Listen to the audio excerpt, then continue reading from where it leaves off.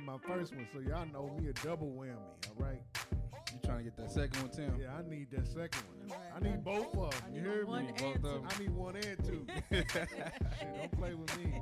Oh man. All of my, the wealth of the wicked, ha, is laid up in store for the righteous, ha. Give me mine, brother. For real, that's all I'm saying. I'll pay my time. Well, everybody, here we are. Hey. Yo, Another week. Another time of sticks and stones. Yes. Beautiful person number one is not here. So That means it's you. in honor of It's you. him, Come on. I will claim the beautiful tag today. indeed. Since my brother is And the crowd knows Step what. on over, brother. Step on over. since my brother is here. But so I'll go ahead and do it. Beautiful person. Alfonso. They call me Zoe. Go ahead, Faye. Hi, I am beautiful person number 2. Hello. What's up, beautiful person number 3? Tim, what's going on? How y'all doing? Well, that's wonderful. So we're gonna go ahead and dive into it. Yeah. And get to our topics. First of all, we're gonna start with our burns. Faye, what you got for us? Yeah, I'm going to try to be real sensitive with this one because this burn, it's like if I word it wrong, they're going to be like, honey, do you really know God? But listen. Uh-oh. So there is a very accomplished black man who lost his life to COVID, and his name is Herman Cain. A lot of people know him because at one point in time he ran for president. But he is a Morehouse man. He graduated from Purdue as well, worked for the Navy, was a CEO of a pizza chain, very accomplished. But he's also a cancer survivor. And as we know that if you have certain health conditions or if you've overcome certain things, your risk of COVID are even higher, right? So he went to a Trump rally and he did not wear a mask, and they were in there two-stepping and kikiing, and then 9 days later he was hospitalized with COVID and he never made it out of the hospital. Now, I will never be so insensitive that just because of politics I'll strip somebody of their humanity and see something weird in their death or try to make fun of it. I wouldn't do that. What I will say is I feel like definitely my condolences to his family, but on behalf of the people that you would leave behind, will you please put on a mask? Because now there is a family suffering because they lost someone that they cared about because they chose to not protect themselves.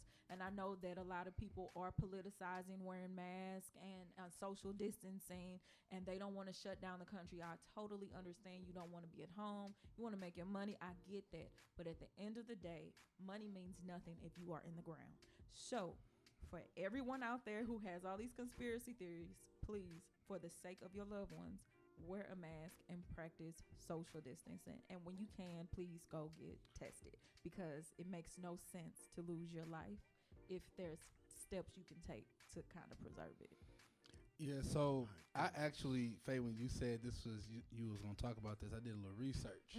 Okay, so here's my research, Tim. This is all stemming from the rally that was done in Tulsa, Oklahoma. Okay, Herman Cain attended the rally with his family. Before Trump came on stage, he was actually one of the people to speak on Trump's behalf.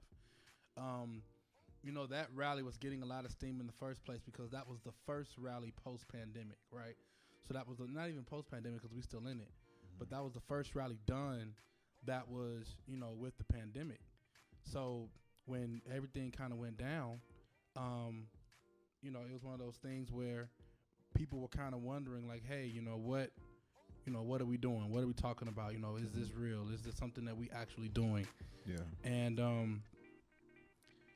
it happened. Everybody knows about the whole TikTok thing that happened, right? Everybody knows, TikTok came on and they didn't even get to do it. So once TikTok happened, the crowd wasn't the same size, but Herman Cain was still there and he was still there with his family.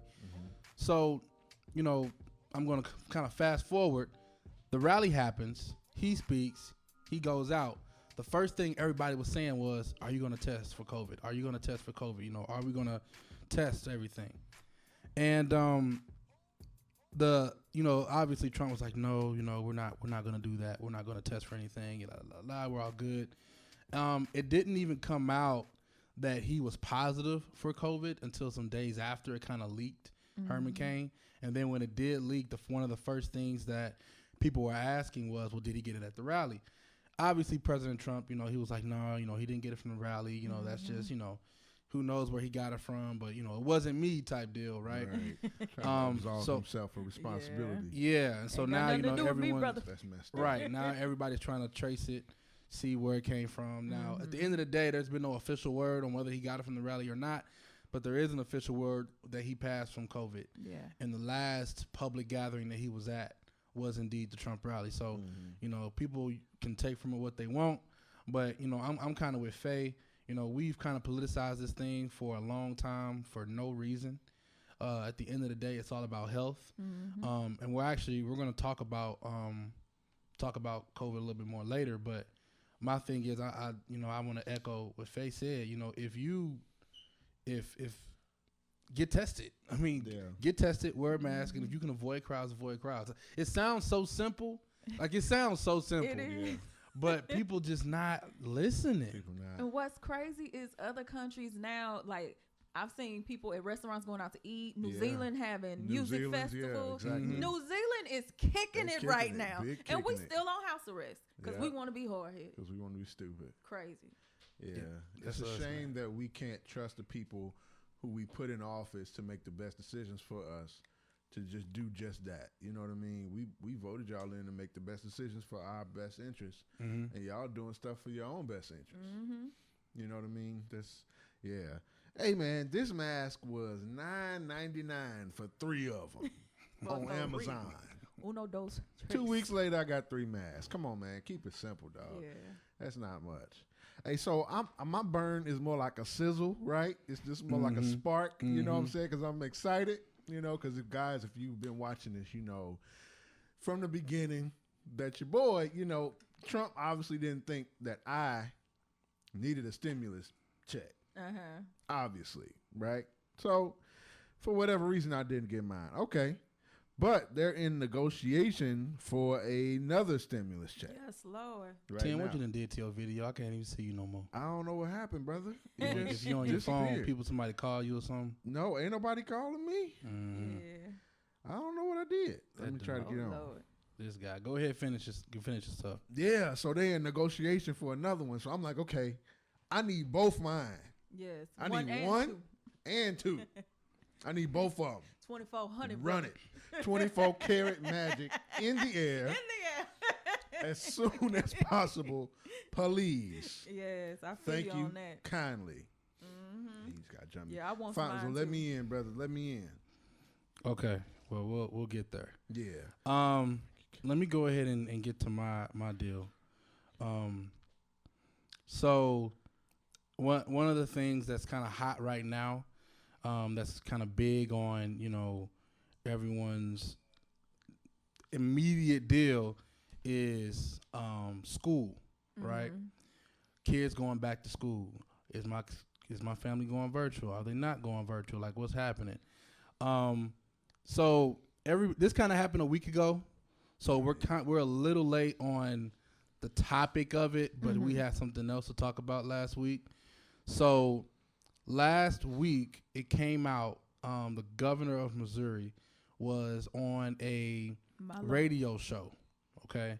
And on the radio show, he basically kind of said if I have it, I'm going to try to play it for you guys. But on the radio show, he basically just came out and he said that, hey, if kids need to go back in school. And then they asked him, well, if kids got to go back to school, what about COVID? And here's what the governor said. And I'm going to say it, and I'm going to pull up the official audio so everyone can hear it. And then I'll say it again. But he basically said kids are going to go back to school. And when they go back to school, they're going to get COVID. And it wasn't if they get COVID. He said, and if they get COVID, then he said, which they will, right? Wow. They will get COVID going back to school. They're not going to hospitals. They're not going to doctors. They're going to go home. And when they go home, they'll get over it. Wow. That's what he said. Now, if y'all don't believe me, let's hear it from the I'm gonna pull it up so that you guys can hear it from yourselves. Right. And hopefully, in me doing this, it's not as cliche, but my thing is, at the end of the day, it makes no sense, right? If you can openly admit them fighting words, bro. Yeah. If you can openly admit that your people are going to get COVID going back to school, then maybe, just maybe, the smart thing to do would just be like, yo, they going to go back to school, they're going to get COVID. Maybe they shouldn't be in person, or maybe we should do something to make sure they safe. Man, them fighting words. Just a little bit. I'm just saying, just a little bit. Yeah. Now, here's the audio. Okay. I'm gonna turn this up so everybody can hear me. All right, the music's still going. So, guys, when we play this, I want everybody to kind of hear for themselves what the governor is saying. Okay. Okay. This is KSDK reporting on the governor and what he said on the radio show about kids going back to school. Yeah. New tonight, the Missouri National Education Association is responding to comments Governor Mike Parson recently made on the radio about students returning to school during the pandemic. And if they do get COVID-19, which they will, and they will when they go to school, they're not going to the hospitals. They're not going to have to sit in doctor's office for days. They're going to go home, and they're going to get over it. That's what he said. See, that is so... Bro. That is so... That sounds like the Grim Reaper. Like, bro, if they go home and they have siblings or parents in the house or grandparents, they're going to spread it. Mm-hmm. Like, kids aren't going to want to stay in their room and isolate if they do, or as he says, when they do get COVID. So that it just sounds so... Have you lost your mind, brother? Like, if I had a child right now, I definitely would be doing the homeschool option if virtual was not an option. What? Isn't this an election year? Yeah. It is an election Bro, you year. lost your mind, bro. Yeah. But so I want to... But so here's the thing, right? We talk about election, okay? Here's the reality that, you know, I want to kind of get to. Yeah, it's an election year. Yeah, they got a lot riding on the line right now, okay? But there's you can tell there's a huge split. There's a huge split in what's going on as far as COVID-19 and the response. And it's obviously political. We can all agree on that. Mm-hmm. But you have one side of the table saying kids are not at risk. You know, their risk factor is lower on the totem pole of risks, right? Mm-hmm. Like, yeah, they got a risk, but everybody else's risk is way higher than theirs. So since they're very low on the risk totem pole, we should just let them go back, because there are things that they get in in-person school that they can't get virtually, and we need to send our kids back to school. We need to get them educated and get things going back to the way it used to be. Okay, so that's the one side of it. The other side of it will say, yeah, their risk is lower than everyone else, but it's still a risk. And it's a risk that we have to be able to be prepared for. And so if we're going to take on that risk, what do we do, right? So there's two sides of it. Now, everybody, you know, and everybody kind of has their deal. And a lot of school districts already have come out and said they're going to go virtual, at least for the first quarter of school. Right. Mm-hmm. A lot of public schools have already said that. But private schools, different story, right? Private schools, they're not so quick to say we going virtual, because if my kid, if I have a kid going to a private school and my school goes fully virtual, well, why am I paying $15,000 or $10,000 for tuition if the kid's at home, right? Listen. The experience is different. So now there's, you know, finances involved.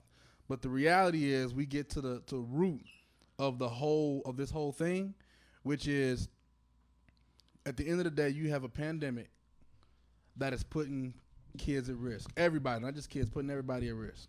Okay? What are you going to do about it?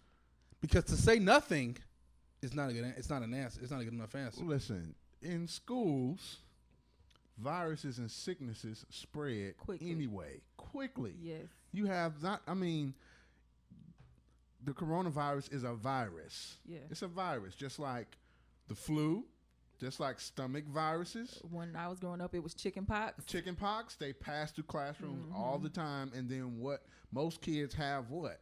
Asthma in school, respiratory issues, right? What does COVID attack? The lungs. Your lungs, you're breathing. Mm-hmm. I mean, it's already. I would venture to say maybe about 50% of students going to school now have asthma, if the number isn't higher.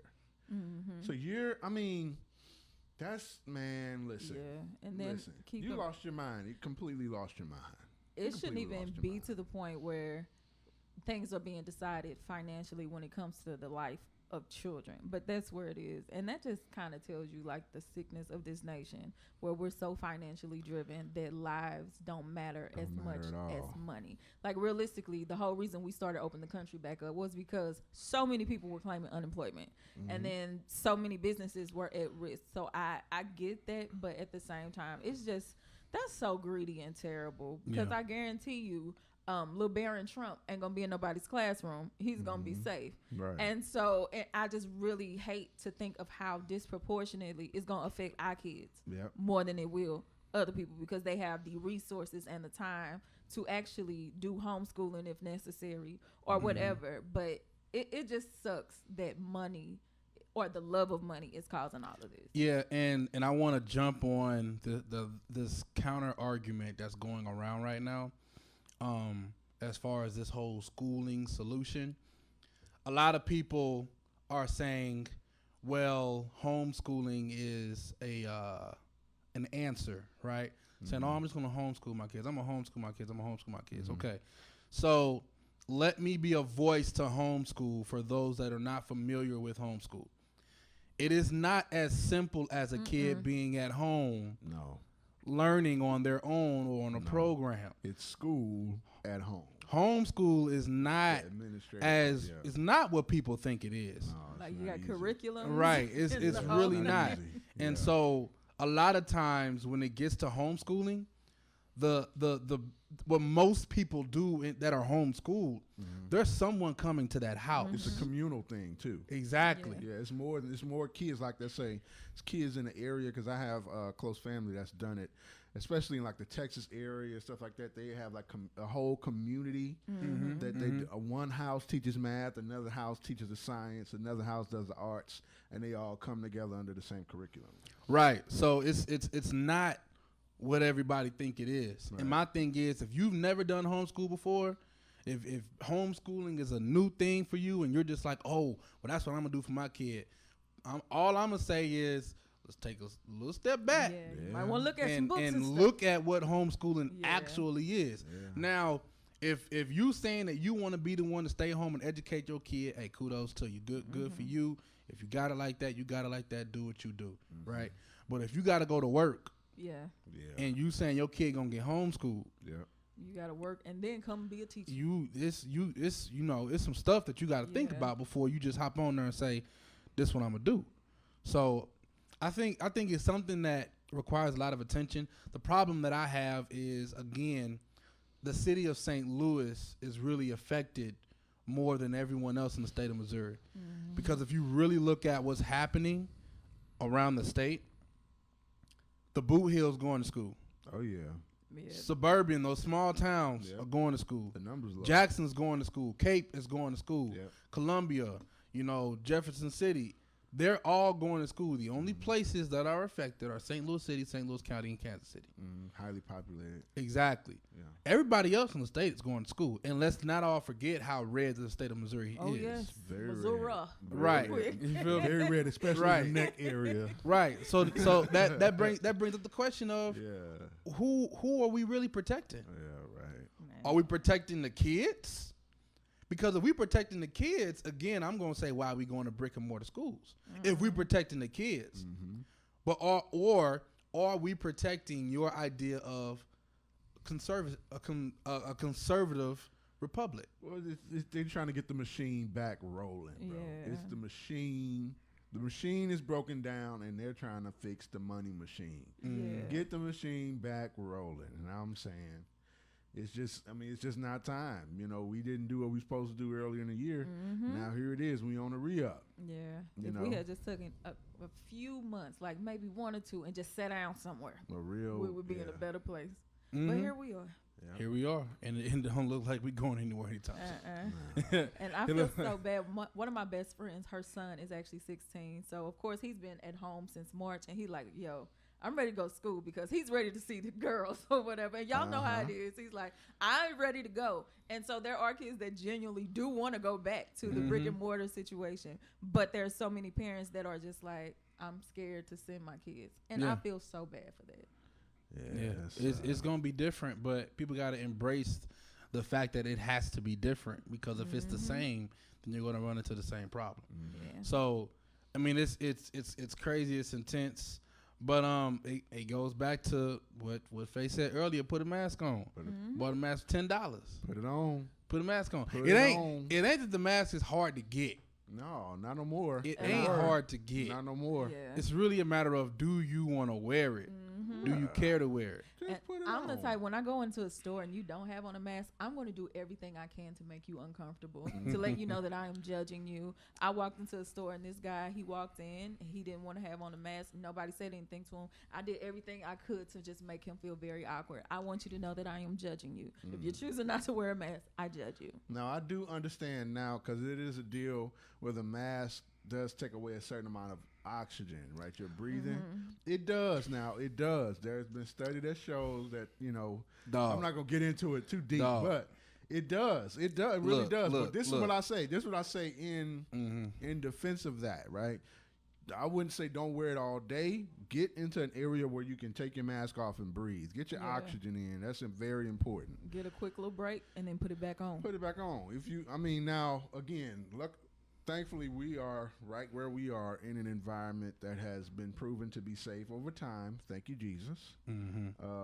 But still, we still embrace mask over here. Mine is right here in my hand. So we still embrace mask where we are. So what you gotta do? So we're gonna go ahead and move to the first order of business. All right, as far as news goes, made mention of this earlier.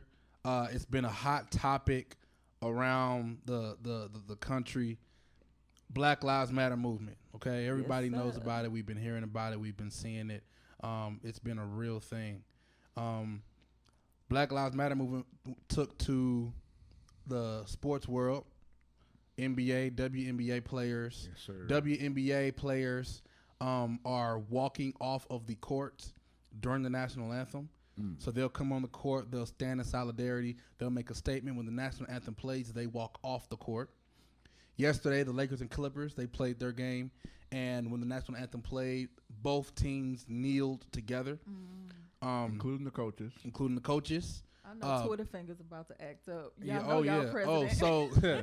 So in both cases, athletes wore Black Lives Matter T-shirts. In the WNBA, they wore "Say Her Name" T-shirts in reference to Breonna Taylor, whose killers are still out there, by the way.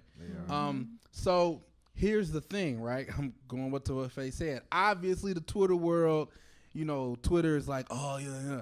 So when it happened yesterday, I was watching the game with my brother, and when I saw it, I'm like, oh, okay, they about to clown. Okay, they about to start clowning. Somebody, a TV personality, little sports guy, a no-name, came out, and basically him and a whole bunch of other people that support an opposite agenda, the All Lives Matter folk, basically saying, oh, well, that's it for the NBA. We're going to boycott the NBA because the NBA is unpatriotic. Okay. So a couple of things that I want to speak on. First, this idea of unpatriotic, right? What's not patriotic, or what is patriotism? I think people get way too caught up in this whole notion that kneeling for the flag is a swipe at military. The only person that said it was offensive to the military, well, not the only, the first person that said it was offensive to military was President Trump. That's correct. Because, and you got to remember, know why these people would say it's offensive to the military. Why would kneeling during the national anthem be offensive to the military? Because when it first happened, it was Kaepernick. During the NFL games, during the national anthem, which the NFL used to not even play the national anthem, right? They just started playing it recently, I believe 2009. And why did they start playing it? Because they hit a massive contract with the military. The military is pumping millions of dollars into the NFL for the NFL to promote the military. So why would a lot of rich white folks say that it's offensive to the military? Well, because those same rich folks support said contract because when they see the anthem, they signed a piece of paper for some money from the military to play this anthem. Can I put something on top of that, Zoe? Please. Kaepernick kneeled because a member of the military saw him sitting during the anthem and told him that it would be more respectful if he would get up and kneel. So before it was a big deal, right? Kaepernick was sitting. He was on the bench while everybody was standing up. And a person in San Francisco that was a part of the military told Kaepernick, could you please at least kneel, right? But then he was kneeling before he got any coverage. It wasn't a big deal. Maybe, you know what I mean? But it was actually a member of the military that told Kaepernick to kneel. Yeah. So we got a comment that says they're just doing that to antagonize black people. They don't care about patriotism. How y'all feel about that? Part of it is true, but I think it's bigger than just antagonizing black people. I think it's really trying to divert what this is really about. A lot of times, if we're talking about something and it makes you uncomfortable, the first thing you try to do is change the topic. So if I'm talking about racism and that makes you uncomfortable, like, it's easy for you to divert to say, black on black crime? Yeah, what about black on black crime, right? What about the military, right? And look, I know people in the military. We all know people in the military. There are people in the military that have said this is not about the military. It's not. The only people that say it's about the military are people who follow a certain ideology. Yeah. The orange man that's in D.C. that says it's about the military. Yeah. So, again, what is this about? We got to understand, and there was a video that we played a while ago. Bishop Lee Scott, he went out to protests that were happening in St. Louis City, and he took pictures. They marched from downtown Clayton. They marched down through the streets of downtown Clayton. Then they hopped on Forest Park and marched down Forest Parkway to through Forest Park to where the Central West End is. Okay. So, and he went with them during that whole time, took pictures. He was a part of the group that put that together. So there was a clergy coalition, put it together, all of that. And the video played showing him marching out with the whole Black Lives Matter movement. During that entire thing, right, when they talk about what they're yelling for, the justice they're yelling for, everything that they're looking for, during that entire time, not one time do you hear somebody say, kill the military. Or get rid of soldiers, or you know, we don't want the army. No, nobody says anything like that. Right. There's never been a statement about the military. Yeah. But it's like they'll say is defund the police, but they never say anything. But we don't. It's like we don't want to talk about that. We don't want to talk about the stuff that we actually supposed to be talking about. We keep wanting to go to the military. Yeah. Here's a thought that I have too. And I'm not against the national anthem by any means. I'm not, not patriotic or whatever.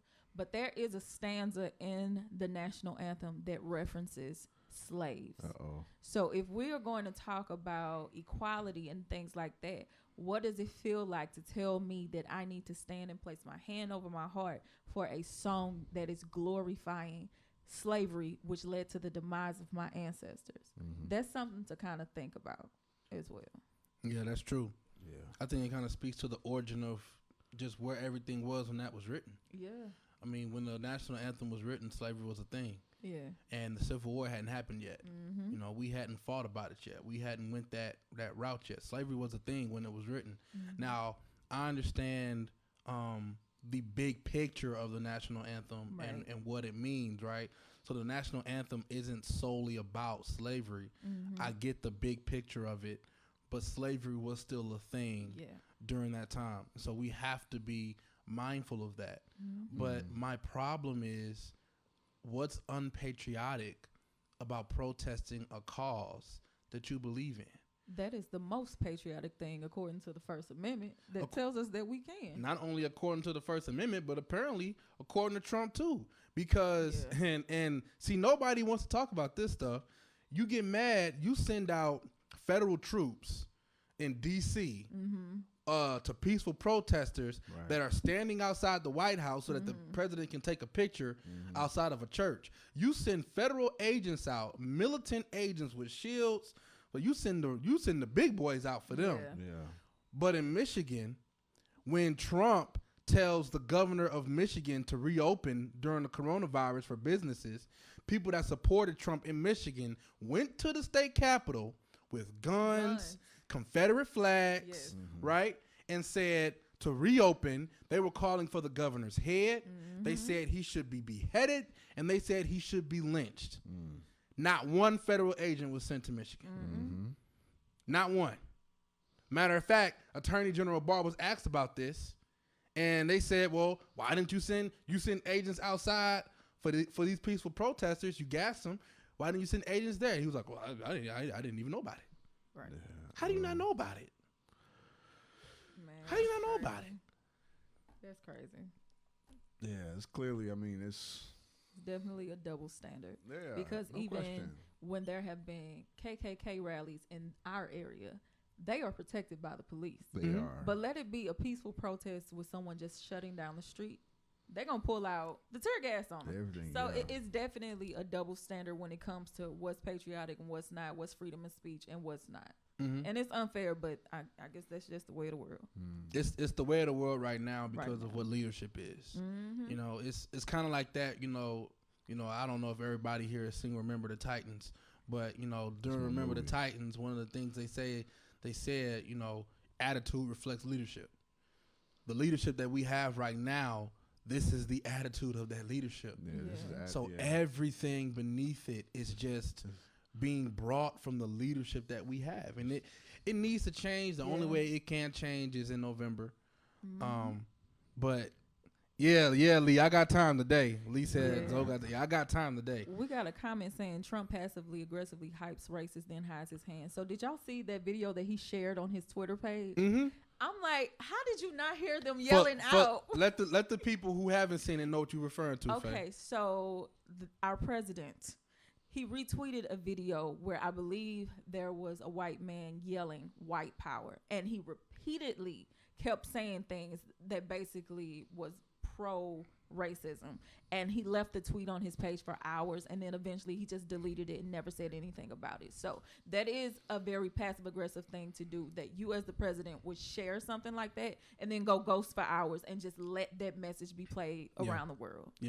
I think if Obama would had a racist, if he would have done maybe a third of what Trump The would man have couldn't done, even wear a tan suit without getting his head knocked off. he would have been impeached the minute he could think about something crazy to do. Are you kidding me? This is just outlandish. It's the double standard that we talking about. It's outlandish. This is ridiculous. It is. It's the double standard that we talking about. But here's the thing, though, right? So, Faye brought up Obama. Did you guys see Obama's? I didn't see. I didn't see the speech, but I did see. You talking about during John Lewis's funeral? Yes. No, but I did see him. Shout out the musicians because they was about to play some shout music when he jumped. That's all Tim. I was like, all right, here we go. I'm looking for the musicians that play. Somebody know, hey. So let me know in the comments if you know who the musicians was.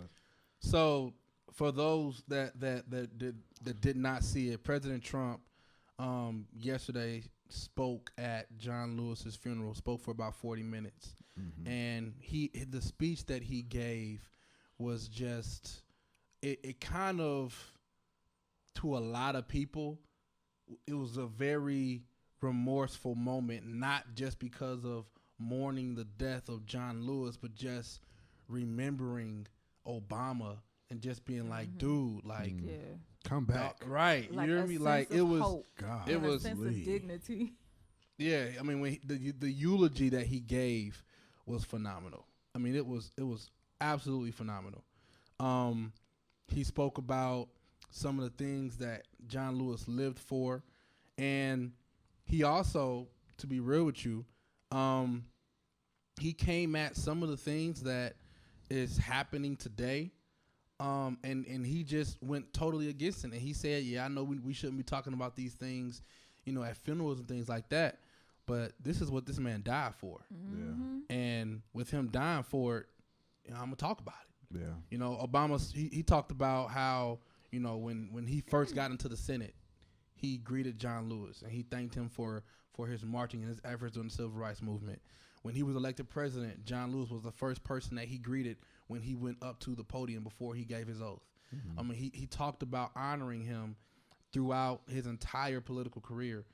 And he said some things that were just completely against what Trump is doing right now. And, people can say that, he shouldn't be talking about that during this time. It's very,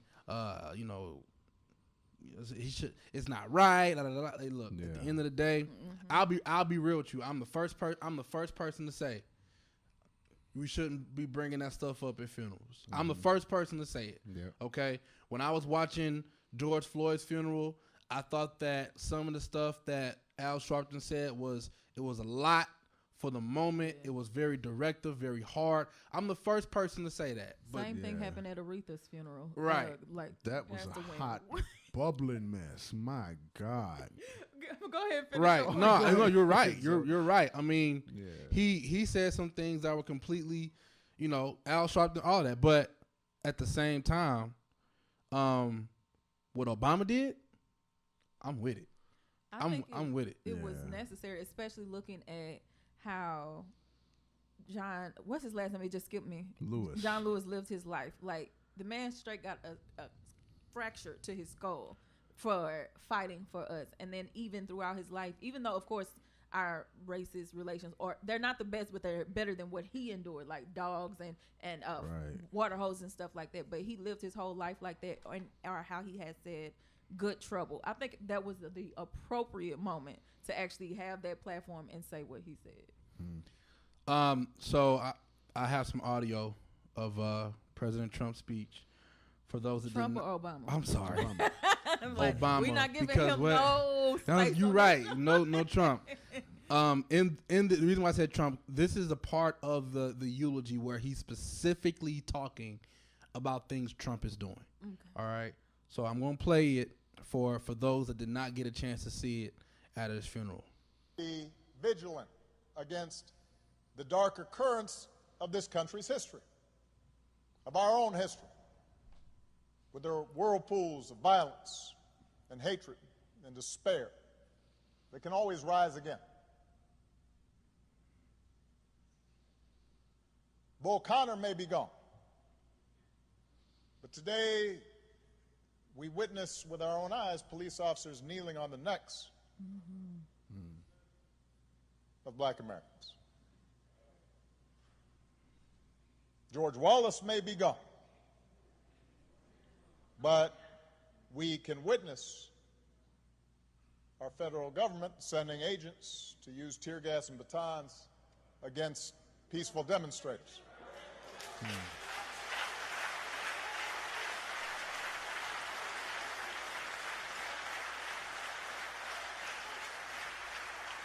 We may no longer have to guess the number of jelly beans in a jar in order to cast a ballot. But even as we sit here, there are those in power who are doing their darndest to discourage people from voting by closing polling locations and targeting minorities and students with restrictive ID laws and attacking our voting rights with surgical precision, even undermining the Postal Service in the run-up to an election that's going to be dependent on mail-in ballots so people don't get sick. That's crazy. Yeah. Now, I know this is a celebration of John's life. There are some who might say we shouldn't dwell on such things. But that's why I'm talking about it. John Lewis devoted his time on this earth fighting the very attacks on democracy and what's best in America that we're seeing circulate right now. Man.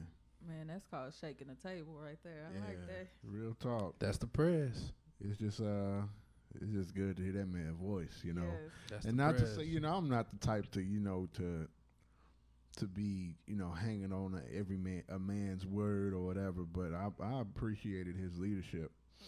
I did in the time he was in office, and yeah, it's unfortunate that we don't have that's not a commonality in the White House, unfortunately. Yeah. It really is. Attitude reflects leadership. Yeah, I will even say, as much as when he was in office, I did not care for George W. Bush. However, our current president has actually made me look at George W. a little differently. Yeah, yeah. Like, at least he appeared to be civil. Here. This foolishness we got right now is just crazy. And that's not to sanitize George W. Bush, because he did a lot wrong. You know lot. What? But at the same time, what Trump we're dealing with now sanitizes George W. And that says a lot. Trump sanitizes it, make him real clean. Yeah. Real talk. Nah, that's so true. Like, everybody was ready for Bush to be gone. Yeah. But there are a lot of people that would take Bush over what's happening right now. There is a group right now, a group of Republicans that have formed together, and it's called Republicans Against Trump. Right?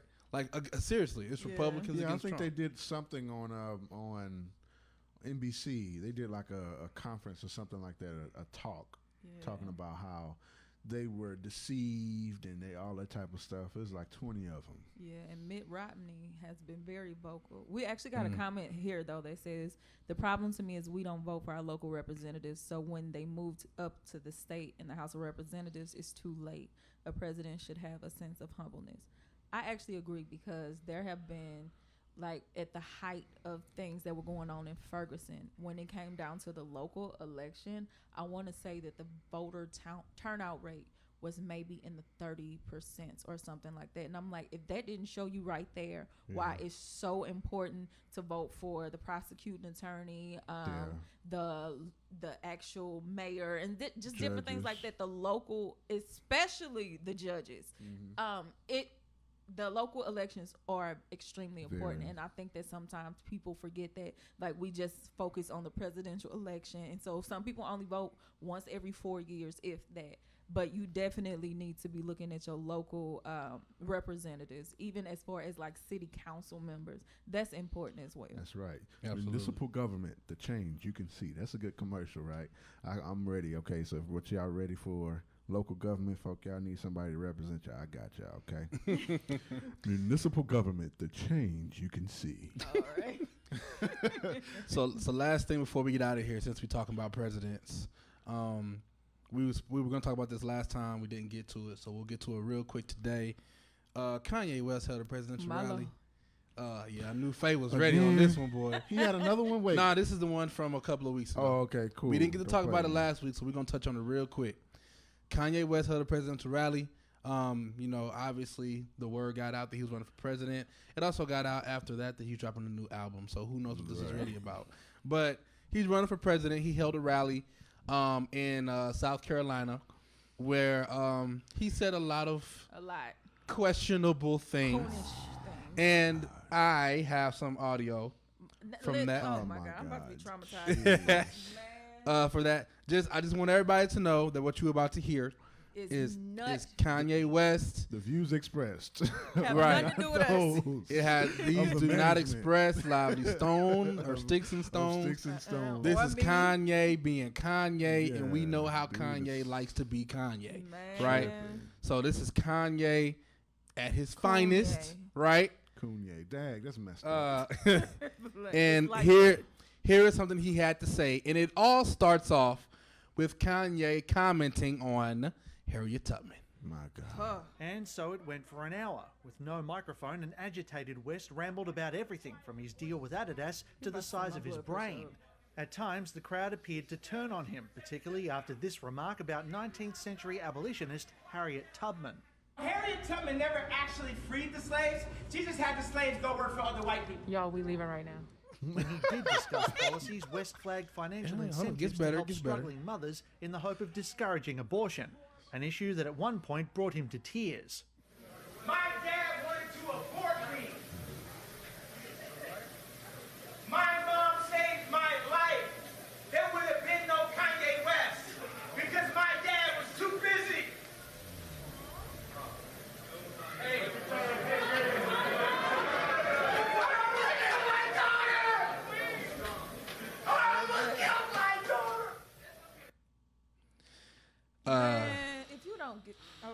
That's your boy. So for those that are not sure about what they just listened to, let me summarize it real quick. Yeah, I know, Faye. I know. It's my language. Let me summarize it real quick. What you just listened to was a clip of some of the things that Kanye said at his rally. Specifically, what you heard were two things. The first thing you heard was him in reference to Harriet Tubman. They were talking about, at the time, it was a hot topic about her being on the face of the $20 bill and replacing Andrew Jackson, who was a slave owner. And Kanye's reaction to that was Harriet Tubman did not free the slaves. She just sent the slaves to go work for other white people. The second thing that you heard was him talking about abortion.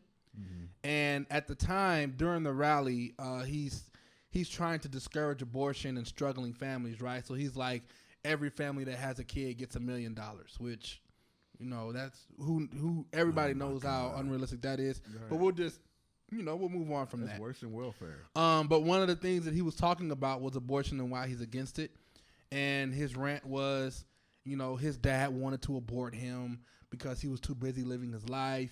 Then he starts crying, and then he starts yelling at the top of his lungs, "I almost killed my daughter," in reference to his daughter West. Bruh. I guess saying that he almost chose to abort her. So is this why Kim is talking about possibly divorcing him now? I don't know. Is this what it is? Maybe it's just a combination of just all of this stuff. So here's the thing. Of course, we all know that Kanye has openly said that he has bipolar disorder and he does not want to medicate. So I do think that there may be some mania going on with these rants and just everything that he's doing, like running for president as a part of the birthday party. Some of that may be a little mania, but some of it may be Kanye, because what I have come to accept about him is he's a master manipulator when it comes to the media. And as you said, he got an album getting ready to come out. So part of it may be a little bit of mental illness. For that, I do feel empathy. But another part of it is Kanye West is a troll. And he gets on my nerves. Like, what Harriet Tubman got to do with any of this mess? Like, why even mention her name? Like, why? He could have been asked. But hey, so somebody said in our comments, the Kardashian clan letting him parade around like this to keep them in the news because they love publicity. I will say this, and this goes to something that we've been saying just about every week on this show, especially with COVID. Mental health is real. It's real. It's real. And if you ever needed a sign that there was a cry for help, I feel like this is it. Yeah, that's what happened when mental health has money. Yeah. I got money, so now people can't call me bipolar to my face. Yeah. I can only say I'm bipolar. That's real. I can take money and do whatever. You got a good point there, Tim. Yeah. You got a really good point. See, I didn't even think about that, but that's so true. That is so true. Yeah. And you know what else? Like, something else that recently happened was Tamar Braxton, Toni Braxton's sister, attempted suicide. We thank God that she survived. But depression is very much so just as real as bipolar. And so that is something that I definitely wish that our community would take a little bit more seriously. Not that we don't, but it's so stigmatized that people don't want to be called crazy, so they don't seek help. And it's not until things go haywire, like you have Kanye West screaming about almost killing his child, or Tamar getting to that extent. I just wish that our community would be more compassionate towards one another so that we can get healing.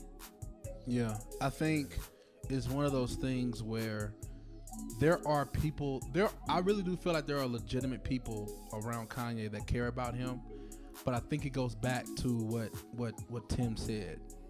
If I say something to him that irritates him or puts him in a bad way, I lose access to some funds, right?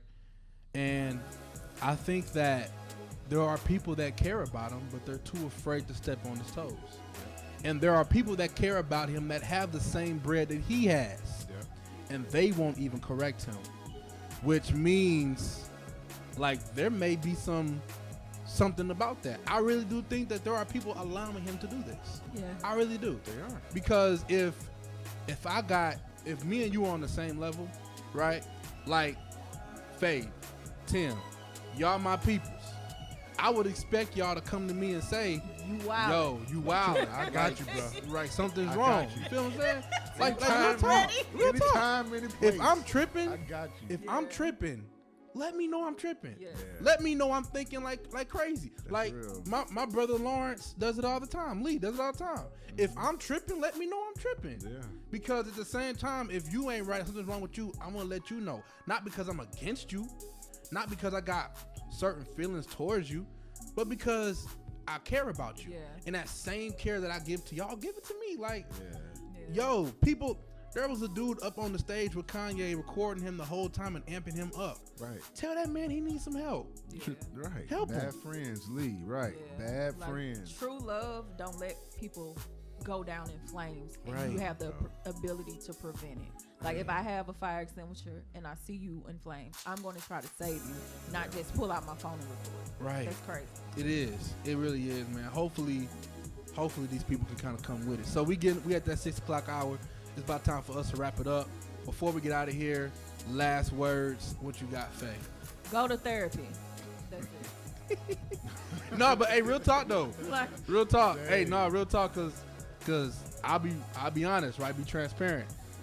Faye talked about therapy before on this show, and she had me thinking like, yo, I should really think about like I'm for real legit thinking about going to therapy, like because we all go through stuff, and sometimes we want to be too big to talk about it or admit it.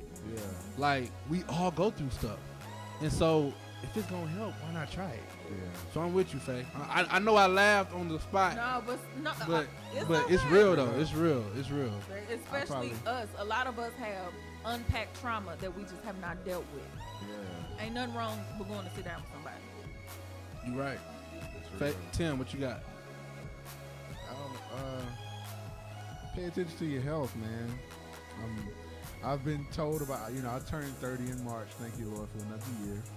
But I'm noticing things about my body and myself, and and things that my parents have been telling me for years is really starting to kind of make sense. And so pay attention to your body. Your body's talking to you. Hopefully, the more y'all see me, the more y'all see got some weight coming off me a little bit more and more. But There you go. pay attention to your health. Don't just let that slide by. So that's all I got. My last thing is it's real simple in my mind. This morning I put a tweet out there, and it was an honest question, right? Honest question. Can somebody that truly believes that kneeling during the national anthem is offensive hit me up and let me know why you think it's offensive? Honest question. I ain't trying to start nothing. Honest question. Yes, you right? is. No, like real talk. It was honest question. Like, let me know why you really offended. I just want to know why you really offended. In my head, I have a good idea. I'm the type of person I don't want to assume. So just let me know why you really offended. So I reached out. And nobody said anything to me publicly, but this dude hit me up, DM me, and it was a guy that I actually know, follow, talk to, all of that. And he was just like, I just think it's disingenuous. That's what he said. I think it's disingenuous. I think that though some are kneeling for a cause, I think others are taking advantage of their platform. So here's my last thing going out. I understand that when we sit down at home with our fam and we watch these figures on TV, it's easy for us to forget that there are people too. We watch NBA, NFL, WNBA, and they make millions of dollars. It's easy for us to forget that they are people too. They live in the same society that we live in. LeBron James went home one day to a swastika being painted on his house. Man, it's a real thing. So true. So as much as we want to be able to just relax, because I'm one of them people like, man, I want to come home, relax, wind down, watch a good game, right? Like I don't want to think about all the issues out there and just watch the game. I feel people on that. But as much as we want to do that, we got to also be able to sit back and recognize that we have a problem. And I'm not mad at these players for using the only platform they got Because if they was to go and tweet about it, you probably wouldn't see it. If they was to go and go on a radio show, you probably wouldn't see it. If they was to go and do something on their own leisure, you probably wouldn't see it. But I bet you watching that game. True. So since you watching that game, and since I have your full attention, it's like it's been a thread, right? People on Twitter, people on Instagram, if they getting a bunch of likes, since I have your full attention, arrest the people that killed Breonna Taylor. Yeah. Well, since millions of people want to watch this game, since I have your full attention, I'm gonna take some time to say Black Lives Matter. Yeah. I'm with it, and so I understand people getting upset. You want to unplug from the world. Okay, cool, but this is an issue that, all honesty, we shouldn't be able to unplug from. No, because black people cannot unplug from it. Straight up, period. So you can be uncomfortable for a little while and get this message. Be all right. Hey, if people can bust into your house and kill you, if you ain't safe at home, well, where are you safe? Where are you if safe? I can't be at the crib. Where are you safe? So I think we should all take some time to just really, I encourage everybody, because I feel like most of the people that are probably watching right now agree that Black Lives Matter. I encourage everybody to reach out to somebody that will say all lives matter and have an intelligent conversation on why they think that way. Because maybe, just maybe, we can educate one person. If we can educate one person, that's enough. Because some folk, they stubborn in their ways. But if we can get to one, I'm with it. But I appreciate you guys. Appreciate everybody for watching. Next week, 5 o'clock, Sticks and Stones. We will not be here. We will all be honoring our late Bishop Alfonso Scott, in his viewing. So we will be shut down and honoring him.